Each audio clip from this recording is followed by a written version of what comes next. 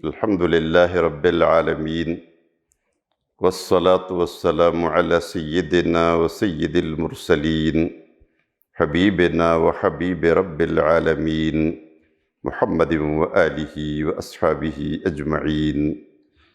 أما بعد فأعوذ بالله من الشيطان الرجيم. بسم الله الرحمن الرحيم. وإذا سألك عبادي عني فإني قريب أجيب دعوة الداع إذا دعاني فليستجيبوا لي وليؤمنوا بي لعلهم يرشدون۔ میرے انتہائی عزیز اور محترم دوستوں، بزرگوں، بھائیوں، خواتین و حضرات، آج کل اگر ہم دیکھتے ہیں تو ہمارا سب سے بڑا مسئلہ، بلکہ بڑے مسئلوں میں سب سے بڑا مسئلہ یہ ہے کہ ہم اپنے رب کو پکارتے ہیں اور وہ ہمارا سنتا نہیں ہے۔ ہم دعائیں مانگتے ہیں، بہت ساری دعائیں، ہم تہجد کی نماز بھی پڑھتے ہیں، نوافل ادا کرتے ہیں، ہم صدقات دے دیتے ہیں، اور ہماری دعائیں قبول نہیں ہوتی۔ اللہ تبارک و تعالیٰ نے دعاؤں کی قبولیت کے لیے بھی کچھ شرائط رکھے ہیں۔ بعض اوقات تو ایسا بھی ہوتا ہے کہ مومن کی جو ان تمام شرائط کو اس نے پورا بھی کیا ہوتا ہے، پھر بھی دعائیں قبول نہیں ہوتی۔ کچھ دعائیں قبول ہو جاتی ہے، بہت ساری دعائیں اللہ ہماری سنتا ہے، اور ہم سمجھتے ہیں کہ بعض دعاؤں کو اللہ نے سنا نہیں، اللہ نے قبول نہیں کیا۔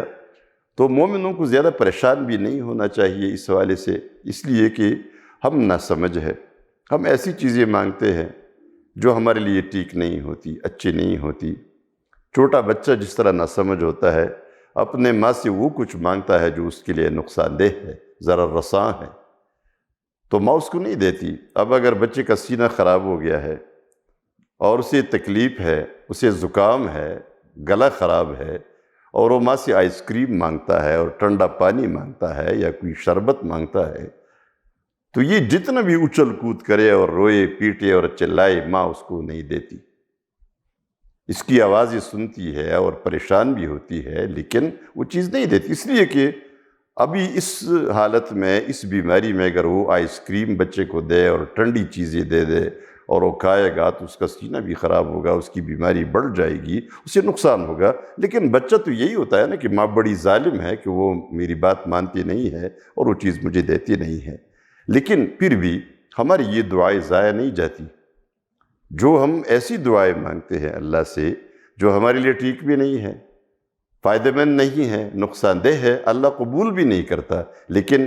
ان دعاؤں کو اللہ ضائع بھی نہیں کرتا۔ حدیث میں آتا ہے کہ قیامت کے دن ایک شخص آئے گا اور اسے ایک بڑی ڈھیری دکھائی جائے گی، اعمال کے اجر کا ایک ڈھیر دکھایا جائے گا۔ یہ کہے گا یہ اجر تو میرا نہیں ہے، میں نے تو یہ کام نہیں کیے تھے۔ لیکن اللہ کی طرف سے اس شخص کو کہا جائے گا کہ نہیں، یہ تمہارا ہی ہے۔ پھر یہ کہے گا نہیں، یہ میرا نہیں ہے، میں نے تو یہ کام نہیں کیے تھے۔ پھر اسے بتایا جائے گا کہ یہ تمہاری وہ دعائیں ہیں جو دنیا میں قبول نہیں ہوئی تھی، لیکن اللہ تبارک و تعالیٰ نے ان دعاؤں کا اجر تمہارے لیے یہاں محفوظ کر دیا تھا، اور یہ تمہاری ان دعاؤں کا اجر ہے۔ یہ شخص اس وقت حدیث میں آتا ہے، یہ تمنا کرے گا کاش میری وہ دعائیں جو دنیا میں قبول ہوئی تھی ان میں سے کوئی دعا بھی قبول نہ ہوتی تو اچھا ہوتا، اور یہ پورا اجر مجھے یہاں مل جاتا، تو آج میرے لیے چونکہ مجھے اس کی ضرورت ہے۔ تو یہ بھی ایک مسئلہ ہے کہ بعض دعائیں تو ہماری قبول اس لیے نہیں ہوتی کیوں ہمارے لیے فائدہ مند نہیں ہے، نقصان دہ ہے، ہم ناسمجھ ہے۔ لیکن جو عمومی بات ہے وہ یہ کہ دعاؤں کی قبولیت کے لیے سب سے پہلے، بلکہ صرف اگر آپ دعائیں نہیں، دعاؤں کا تو ہمیں پتہ چل جاتا ہے نا، میرا فلان کام نہیں ہوا، میری فلان حاجت پوری نہیں ہوئی۔ عبادات کا تو ہمیں پتہ نہیں چلتا، عبادت قبول نہیں ہوئی تو کیا ہوا۔ میری کوئی اگر حاجت ہے اور حاجت پوری نہیں ہوئی، اس کا مطلب یہ ہے کہ میری دعا قبول نہیں ہوئی، لیکن ہمیں عبادات کا تو کوئی پتہ نہیں چلتا کہ عبادت کیوں قبول نہیں ہوئی، اس لیے کہ اس کا ہمیں کوئی احساس نہیں ہوتا۔ لیکن یہ شرائط عبادات کی قبولیت کے لیے بھی ہے کہ ہماری جو عبادتیں ہم کرتے ہیں، نمازیں پڑھتے ہیں، ہم روزے رکھتے ہیں، ہم حج کرتے ہیں، ہم زکوٰۃ دیتے ہیں، کیا اللہ تبارک و تعالیٰ نے ان عبادتوں کو قبول فرمایا ہے؟ یہ بھی اس کے لیے ضروری کیا ہے؟ وہ سب سے پہلی جو بات ہے کہ اللہ کی ہر بندگی کے لیے طیبات کو کھانا، رزق حلال کو اختیار کرنا، یہ بنیادی شرط ہے۔ نبی کریم صلی اللہ علیہ وآلہ وسلم نے فرمایا کہ ان اللہ تعالی امر المؤمنین بما امر بہ المرسلین، اللہ تبارک تعالیٰ نے اب مومن بندوں کو انہی باتوں کا حکم دیا ہے جن باتوں کا حکم اس نے اپنے پیغمبروں کو دیا ہے۔ وہ پیغمبروں کو کیا حکم دیا ہے؟ تو وہ حکم یہ دیا ہے کلوا من الطیبات واعملوا صالحا، کلوا من الطیبات واعملوا صالحا، حلال اور طیب رزق کھاؤ اور نیک عمل کرو۔ اب اس میں بالکل بات واضح ہے، حلال اور طیب کھاؤ اور نیک عمل کرو، یعنی نیک عمل تب قبول ہوگا جب رزق حلال ہے، رزق طیب ہے، پاکیزہ ہے۔ تو یہ بنیادی شرط جو آپ صلی اللہ علیہ وسلم نے بیان فرمائی، اور اس کے بعد بیان فرمایا، وہ راوی کہتے ہیں کہ ثم ذکر الرجل یطیل السفر اشعث اغبر یمد یدیہ الی السماء یا رب یا رب ومطعمہ حرام ومشربہ حرام وملبسہ حرام وجسدہ غزی بالحرام فأنی یستجاب لذلک۔ فرمایا کہ اس کے بعد آپ صلی اللہ علیہ وسلم نے ایک شخص کا تذکرہ فرمایا جس نے لمبا سفر کیا تھا اور ایک مقدس اور پاکیزہ مقام پر پہنچ گیا ہے، یعنی جیسے حرم شریف میں پہنچ گیا ہے، اور وہاں پر اس کی حالت یہ ہو گئی ہے زیادہ سفر کی وجہ سے کہ اس کا جسم گرد آلود ہے، غبار آلود ہے، اس کے بال بکھرے ہوئے ہیں، اور اس نے ہاتھ آسمان کی طرف اٹھائے اور دعا مانگنے لگا، اے میرے رب میری اس دعا کو قبول فرما، میری اس دعا کو قبول فرما۔ لیکن فرمایا اس شخص کی حالت یہ ہے کہ اس کا رزق حرام کا ہے، پورا کھانا حرام کا ہے، پینا حرام کا ہے، لباس حرام کا ہے، اس کا پورا جسم جو پلا بڑا ہے وہ حرام سے پلا بڑا ہے۔ فَأَنَّ يُسْتَجَابُ لِذَلِكَ، فرمائے ایسی شخص کی دعا کیسی قبول ہوگی؟ دعا قبول نہیں ہوتی۔ گویا گناہوں کے ساتھ اپنے رب سے دعا مانگنا، اور گناہوں میں سب سے بڑا گناہ وہ رزق حرام ہے۔ اگر کھانا حرام کا ہے کسی کا، پینا حرام کا ہے، لباس حرام کا ہے، ایسی شخص کی دعاؤں کو اللہ قبول نہیں کرتا، بلکہ اللہ تبارک و تعالیٰ ایسی شخص کی عبادت کو قبول نہیں کرتا، اس کی نمازوں کو بھی قبول نہیں کرتا، اس کی روزوں کو قبول نہیں کرتا، وہ زکوٰۃ دیتا ہے اس کو قبول نہیں کرتا، وہ صدقہ دیتا ہے اس کو قبول نہیں کرتا۔ تو سب سے پہلے تو رزق حلال، یہ شرط ہے، جو اللہ سے دعا مانگتا ہے پہلے وہ دیکھے میرا رزق حلال کا ہے یا نہیں ہے، اس لیے کہ حلال رزق کھانے کے بعد عبادت قبول ہوئی ہے، تو جو بھی آپ نے عبادت کی ہے انہی عبادتوں کی وجہ سے اللہ تبارک و تعالیٰ دعاؤں کو قبول کرتا ہے۔ جیسے حدیث میں آتا ہے اللہ تبارک و تعالیٰ فرض نمازوں کے بعد دعاؤں کو قبول فرماتا ہے۔ کوئی صدقہ دیتا ہے کسی حاجت کے لیے تو وہ حاجت پوری ہو جاتی ہے، وہ دعا قبول ہو جاتی ہے۔ لیکن اگر ایک شخص ظلم کر کے آیا ہے،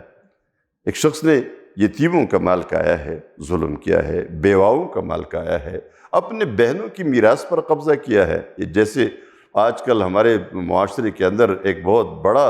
یعنی جو ناسور ہے وہ یہ ہے کہ ہم نے اپنے بہنوں کی میراث پر قبضہ کیا ہے۔ باپ کے مرنے کے بعد جو مال تقسیم ہوا ان کے بچوں میں ہم نے تفریق کر دی، بھائیوں نے وہ سارا تقسیم کیا، بہنوں کو حصہ نہیں دیا۔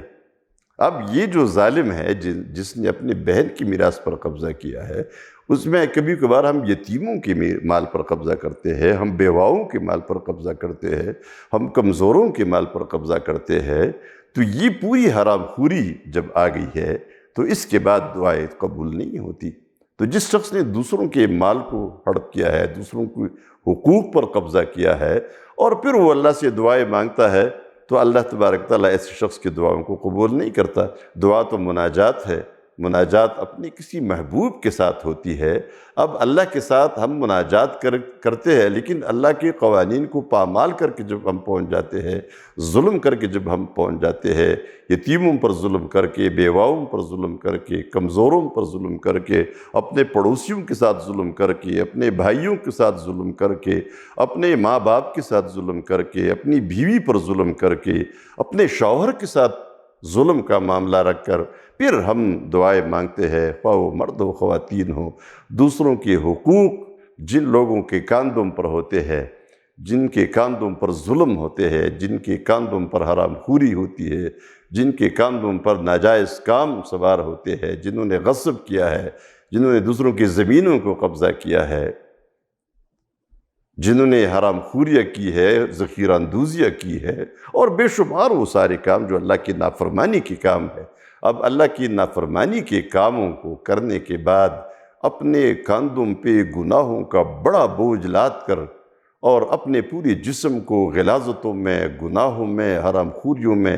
گندہ کر کے جب اپنے رب کے حضور پہنچتے ہیں، ایسے شخص کی دعائیں اللہ کیسے قبول کرتا ہے؟ جو مجھ سے مانگنے کے لیے جو شخص آئے گا، اب ظاہر ہم مانگتے ہیں، ہم درخواستیں دے دیتے ہیں،